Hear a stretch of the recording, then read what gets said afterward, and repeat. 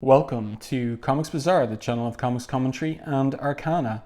This video features the Uncanny X-Men number 219, cover dated July 1987. So the cover here with the caption, "Welcome to the X-Men, Havok, hope you survive." This one's by Bret Blevins, so it's penciled and inked by him. Not sure who the colorist is, definitely not Glynis Oliver, I would say, looking at the yellow color on Rogue's vest. And kind of a nightmarish vision of the X-Men here, as they seem to be threatening Havok. So let's open this one up and see what this cover is all about in respect of the story inside. So we open with something like a half splash here. The setting is the X-Mansion. We've got first-person dialogue by Havok, where he says, "An old mansion on a lovely estate. Me, I never liked the place. Too many memories are bad.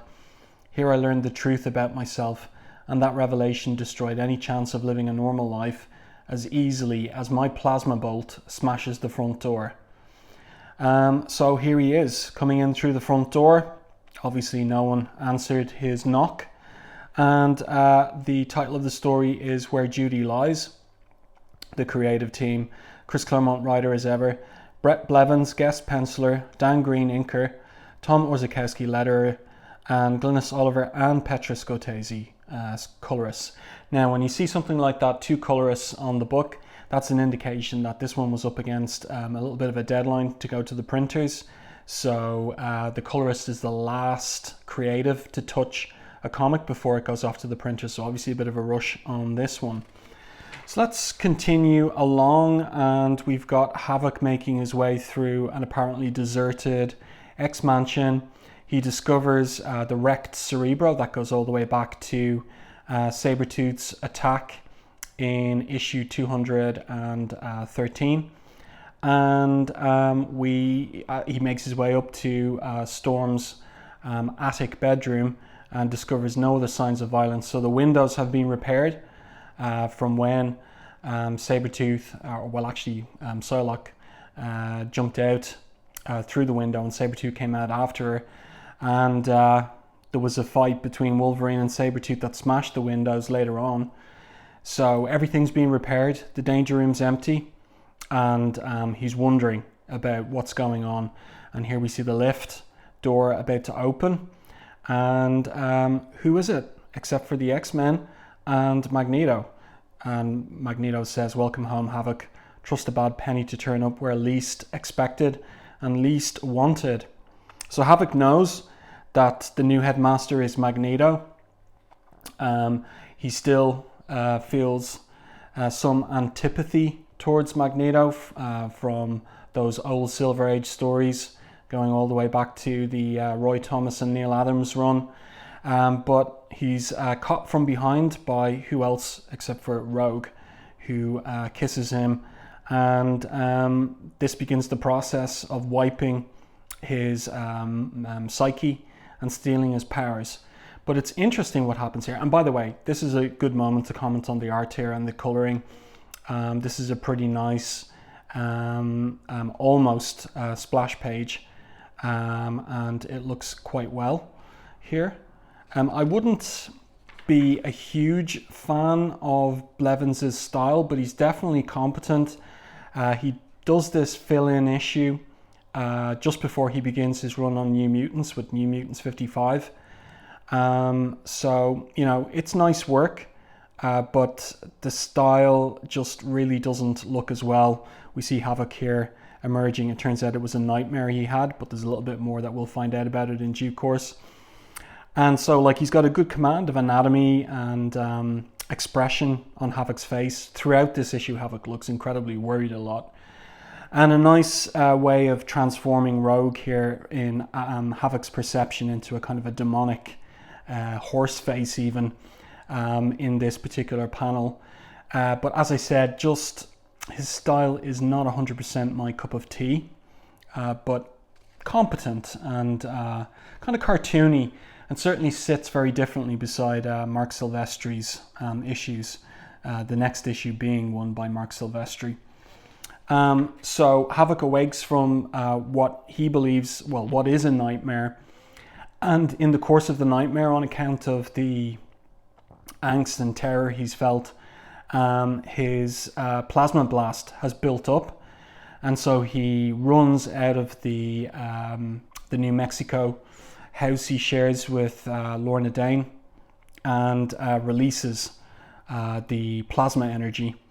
And I'll just read the captions here. And then cosmic rays fuel my power. My body transforms them into energy I can project, usually under better control than this.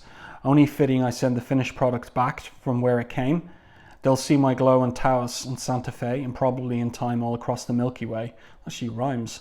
A man flashing bright as any star. Not too shabby. Kind of poetic Havok here in his first person narration.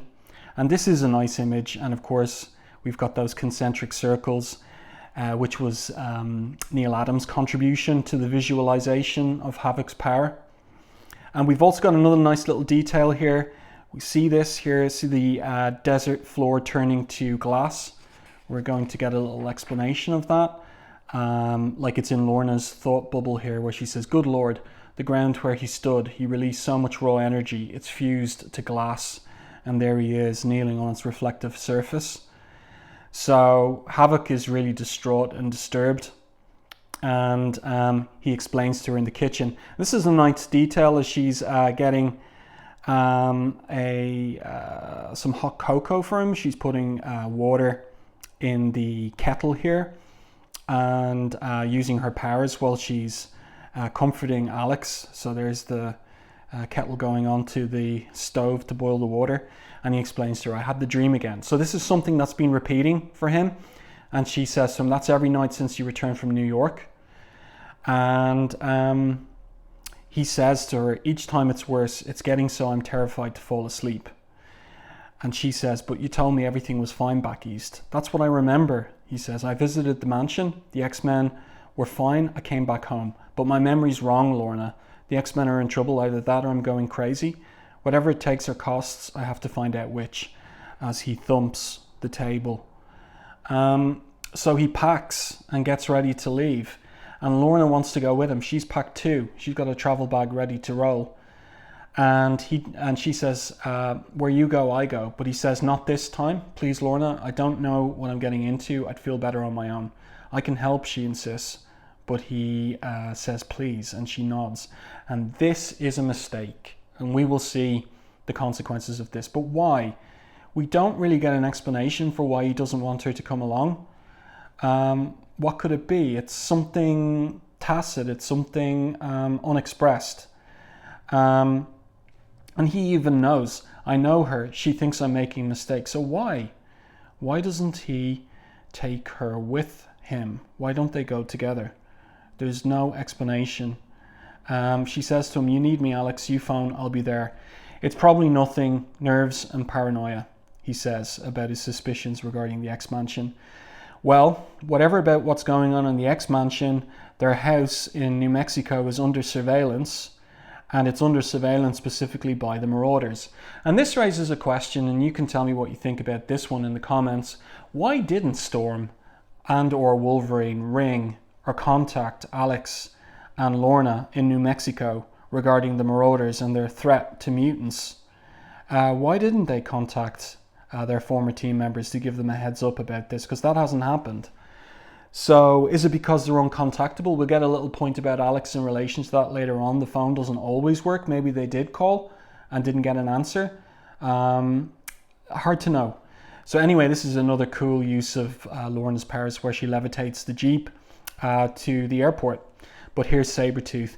And, you know, for my criticism of Blevins' style, he does a really feral looking Sabretooth when we get to see the guy full on later on in the issue.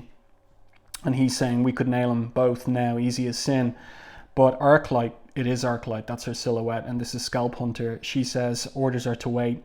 The boy's not our concern. The Marauders' next target, my friend, says Scalp Hunter, is Polaris. Okay. So then our scene switches to the X-Mansion. And Alex has arrived again and finds it picture postcard perfect, just like in my dream and just as empty. And there is the Cerebro control room wrecked by Sabretooth, though he doesn't know what caused it. And he finds Magneto's diary, And in the diary, there is there's a note regarding a meeting with the Hellfire Club. And what does this say? Something about danger room and lunch with Anne and Chris. Ah, that's pretty cool. Lunch with Anne and Chris after Magneto goes to the Hellfire Club. So it's today's date, but they're the X-Men's deadly enemies. What's he got to do with them? Havok thinks to himself. And so he's just not caught up on what's been going on lately with the X-Men just in advance of Mutant Massacre and subsequent. And here, speaking of Mutant Massacre, here's Scalp Hunter using his power to put together a rifle with a sight to take out Lorna. And here's Lorna with a picture of Havok there, and these little dinosaur models, and she's studying archaeology. He's the geologist. And or is it the other way around? I just can't remember just right now. And she's thinking about Alex, and then Arclight sets off with one punch, triggers a sequence of focus shockwaves that rock the house. Lorna thinks it's an earthquake, but she knows that the land's tectonically stable. And then Scalp Hunter shoots the side of the house there. And now Sabretooth, and remember what I said about Blevins' feral representation of him. He looks crazed, like a crazed animal here. And also using Wolverine's locutions, bub and skirt and elsewhere frail. And again, this was part of a game that Claremont was playing, suggesting some kind of history, some kind of relationship, maybe a family relationship between Sabretooth and Wolverine. So then we're back in New York at the Hellfire Club off 5th Avenue. And we've got Havok entering the club, and this hostess taking his coat and telling him that Professor Xavier will see you in the library. So this surprises Havok initially, but then he remembers that Magneto was posing as Mark Xavier, Professor X's mysterious long-lost older cousin.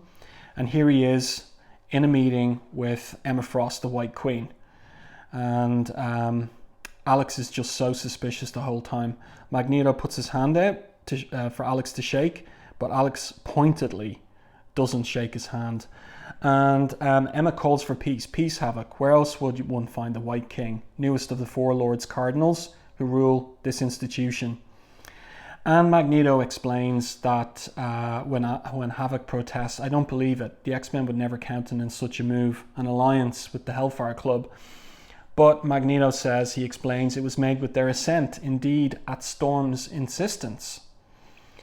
Havok just isn't going to believe him. And then Magneto gets around to an explanation. These are the most dangerous of times, Havok. More than the X-Men's lives are at stake, more even than the survival of mutant kind. The fate of the world hangs in the balance. And only Magneto can lead us to salvation, is that it? Don't make me laugh, he says as he exits angrily.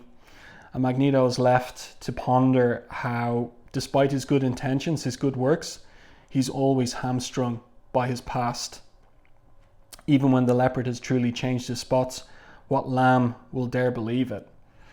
So, old experiences of Havok's, of Magneto, just not putting him in a position that he wants to trust Magneto.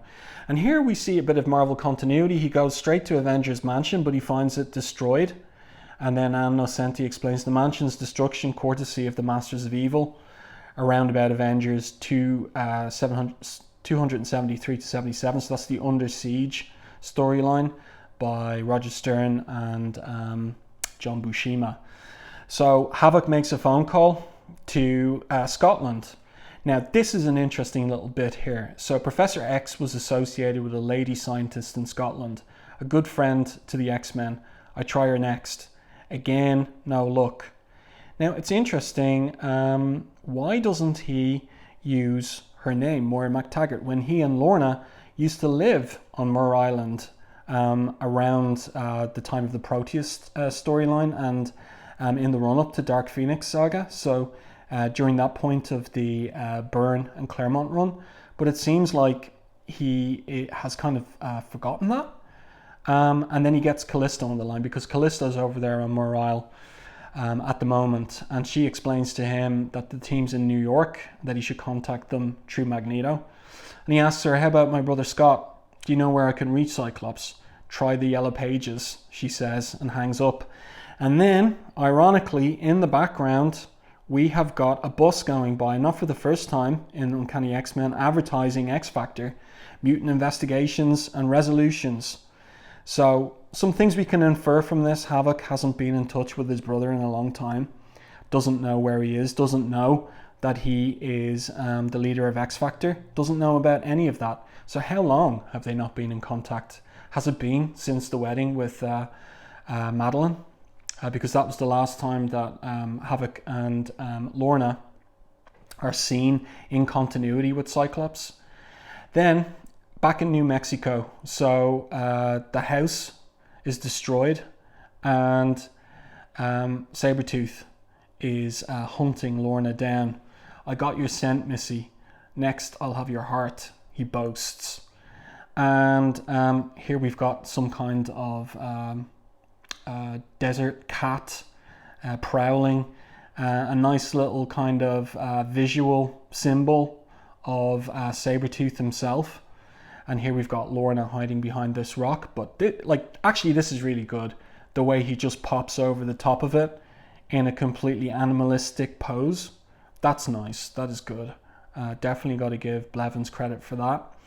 And actually, you know, Dan Green is doing a great job on the inking too. See the little vertical, very, very fine lines here for the ruined masonry of Avengers Mansion. And that looks really well in the Essentials phone book, black and white phone book editions. So there's great inking on this particular issue by Dan Green. So she uses her powers, and we get a nice explanation that one of the reasons that she and Alex chose to live in this particular place in the New Mexico desert is the strong iron content of the local rock strata. So that's why she's able to use her powers to lift the rock and zap Sabretooth and grabs him with some of the rocks there. But his will is stronger, he says, and he breaks free and pounces towards her and manages to scratch her leg. And then she is kind of, what is it here? She says, light beam energy, can't dodge, can't block. That's from Scalp Hunter. He set off some kind of energy net around her. So, but then our scene switches back to Manhattan.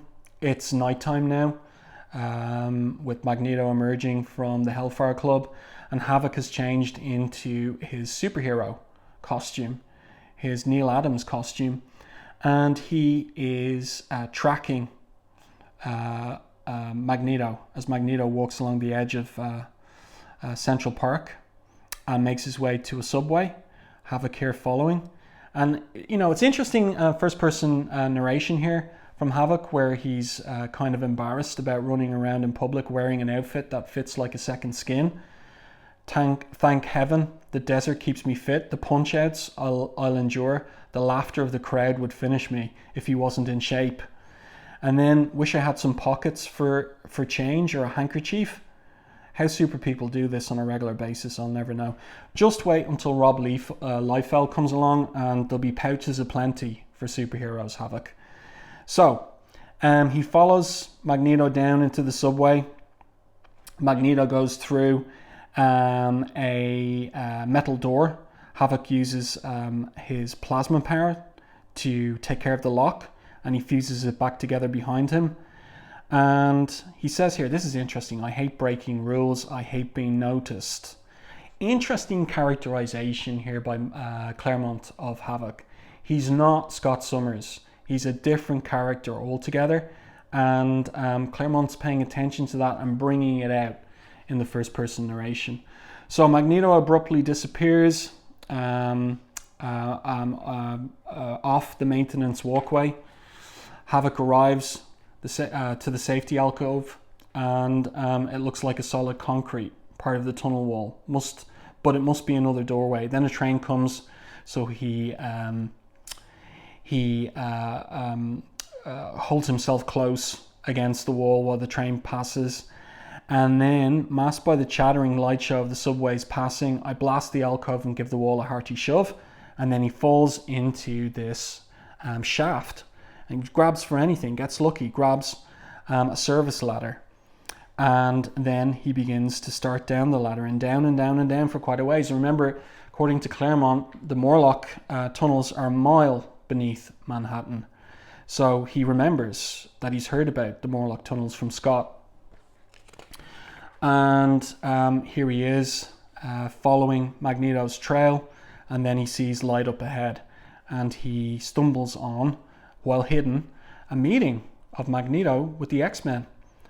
And Storm is talking about how thanks to the Marauders, the Morlocks have been virtually wiped out, and the X-Men's numbers cut in half, with no guarantee that Colossus, Nightcrawler or Shadowcat will ever recover, much less return to the team. Just want to note here, I like Glynis Oliver's colouring on this page, the purples and greens and yellows, and the olives of Storm's skin because of the lights. And these lights are coming from Dazzler. Her glowing body is providing the light down there for them. And she continues then, and this is interesting because she's been kicking around this idea over the last few issues, especially on the tour up to Sarah Gray's house with Wolverine. She says here, we cannot protect everyone we know, but how can we fight aware that by doing so innocents will yet suffer? Yet not resisting means ceding victory to the Marauders, which is equally unacceptable. The solution to our dilemma is to find another way which allows us to regain the initiative, and that I think is to make the killers believe they have accomplished their objective. My friends, the X-Men must die.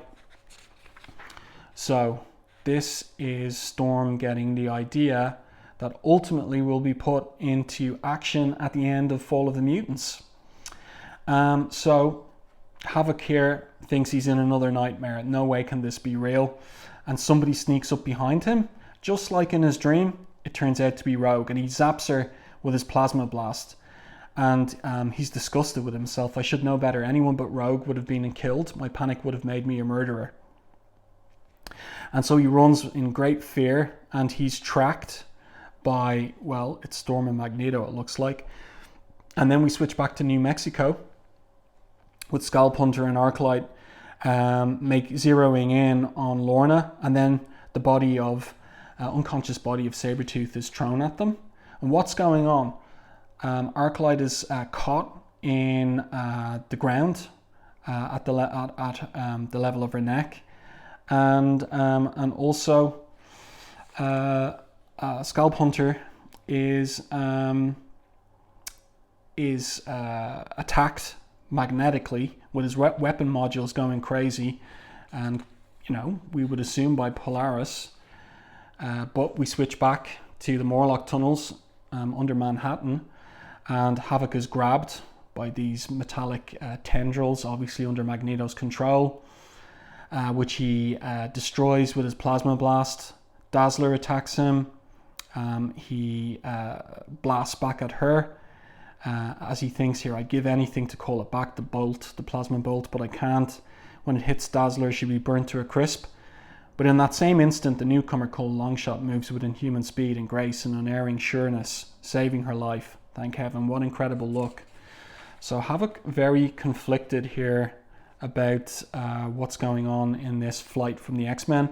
And then Psylocke contacts him telepathically, and this stops him in his tracks. She asks him, are you trying to kill us? And he responds, depends on what you guys intended by ambushing me at the X-Mansion. And here a little mystery about these nightmares is solved. Storm says to Psylocke, you said he would not remember. He shouldn't have, but I also warned you, Storm, that your Professor Xavier taught his students most effective sonic defenses. To edit Havok's memories more completely would have risked causing permanent damage. So is this the reason why he couldn't recall Moira MacTaggert? Because his memories had been messed with by Psylocke's editing? Are you kidding? He's shocked. What gives here, Storm? I'm an X-Man too, you know? I joined the team before any of you. If something serious has happened, you've no right to keep me out. So here we go. That was done for your own protection, Havok, and ours. He heard our discussion, Storm. He knows too much. I dare not attempt another mind wipe, but as well, we dare not leave him loose where the Marauders can get at him. Have we any other option? Wolverines, kill him, she says, and look at the looks on their faces. Now, there's a number of ways of reading this because there was complaints about this in the letters page. Is it just that she's just talking out what the options are? Wolverine isn't present. It might be something that Wolverine would suggest, perhaps, though maybe not after the lecture, the riot act he read Rachel Phoenix back in Uncanny X-Men 207. Anyway, Storm demurs, no Psylocke, we do not slay our own. And so what happens is Havok basically volunteers to join them. And he says here, look, Storm, the X-Men was always the center of my brother's life, more than it ever was of mine. But that doesn't mean I'm not mindful of the responsibility given me by the power I possess as Havok. I owe a lot to Xavier's school and the team. I'd like to help if you'll have me. And so, you know, that's exactly what a hero would do. And so he puts it, even though he's got this worried look on his face, he puts his hand out. And Magneto now gives the full explanation to Havok. A war has begun, Alex Summers, of mutant versus mutant. Here was fought the first battle. Here fell the first casualties. They will not be the last. And he takes my hand. And I wonder how I'll explain this to Lorna. But Lorna's got troubles of her own back in New Mexico. And this is it. So she's naked. All her clothes have gone. And she has the Malice choker around her neck. Not seen since Uncanny X-Men 214. But now it's made its way onto Lorna. And Malice says that she's going to lead the Marauders as Mr. Sinister always intended. So Sabretooth states the obvious, Malice, you possessed her. And then we get the explanation, you betcha I did, for her face at Albuquerque Airport the moment she kissed her lover doll goodbye. So this fight was a test to make sure she was up to the job and that I could handle her under any circumstances. With my prompting and under Mr. Sinister's tutelage, Lorna Dane will achieve her true destiny as the mistress of magnetism, monarch of the Marauders, Polaris. So there we go, and this is going to be the status quo for both Havok and Polaris. They're on either side of this battle of mutant versus mutant for the next 2 to 3 years. So we've got our new status quo getting settled around this time. So next, Storm and Forge, unfinished business, and the return of Mark Silvestri as penciler. I do hope that you enjoyed this issue and review of Uncanny X-Men 219. If you did, please like the video on YouTube, and if you haven't done so already, subscribe to the channel and stay tuned for more content like this.